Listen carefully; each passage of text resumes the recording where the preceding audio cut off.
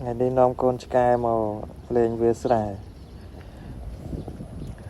khán tê sụp hiệp em ạt khăn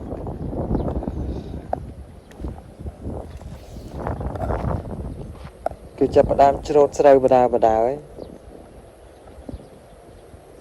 còn lại khác con nơi thì toàn tùm sụp khăn đam thân áo sạch rồi đam thân áo là mối thết nó sạch vì chụp cái này cái nói nó bên tràn thì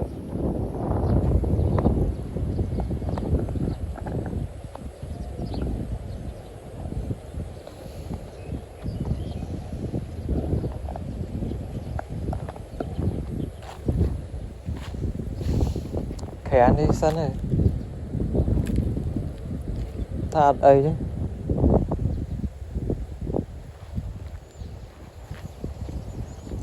đây khang mục nó là đầm bon sẽ tạch đầm bon sẽ tạch của vỗ đó chất với chiếc lệch buồn có ấy không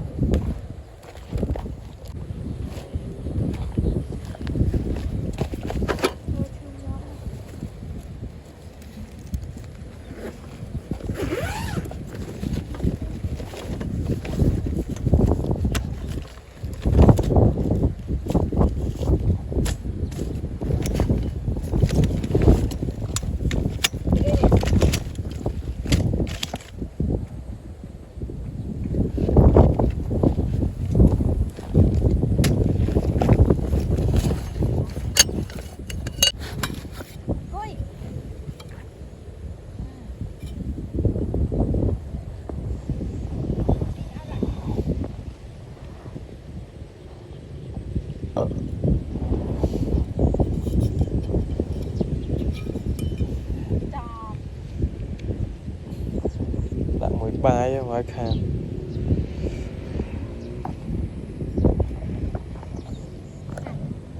Coi, tôi chồng.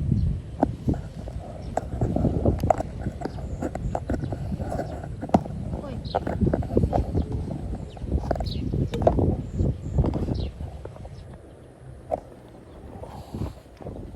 Coi dần, coi chóc dần, coi chóc dần. Khoan. thế này bắt mình Coi dần, coi chóc, chặt tay mùi. Coi chóc, chặt tay mùi.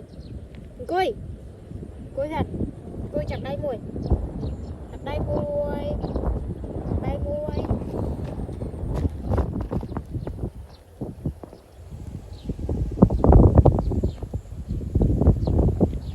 nè một cái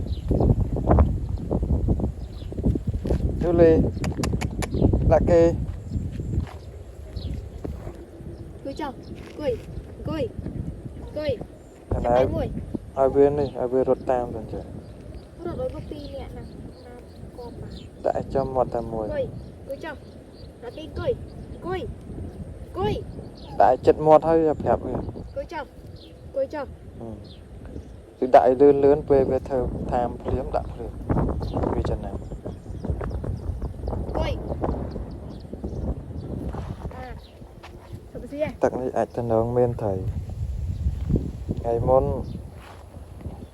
giờ tôi mà tôi tại ớt bàn này sang nhưng đã nuôi thầy đã nuôi bà hóc với ớt xì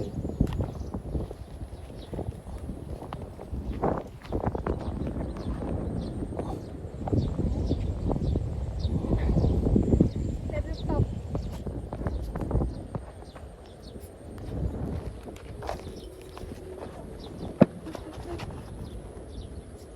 Mà chặt tay môi.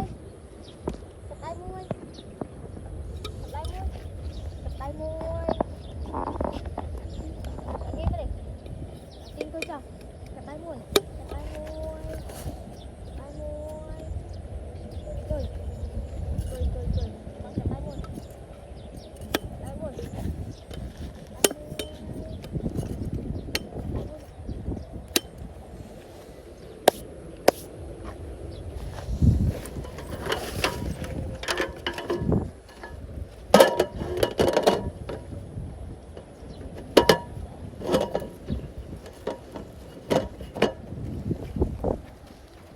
ចិត្តមកទឹក Được thế.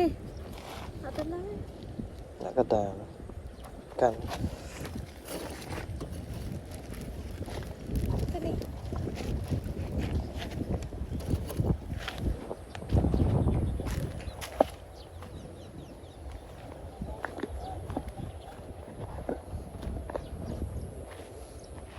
ហ្នឹងហើយពីណាគេចូលចិត្តធ្វើសភាពបែបស្រុកស្រែ comment ម្នាក់មួយ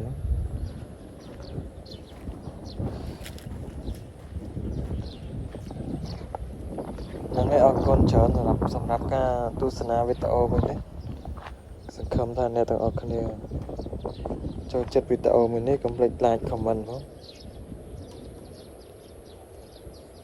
ហ្នឹងហើយអរគុណច្រើនអ្នកទាំងអស់គ្នា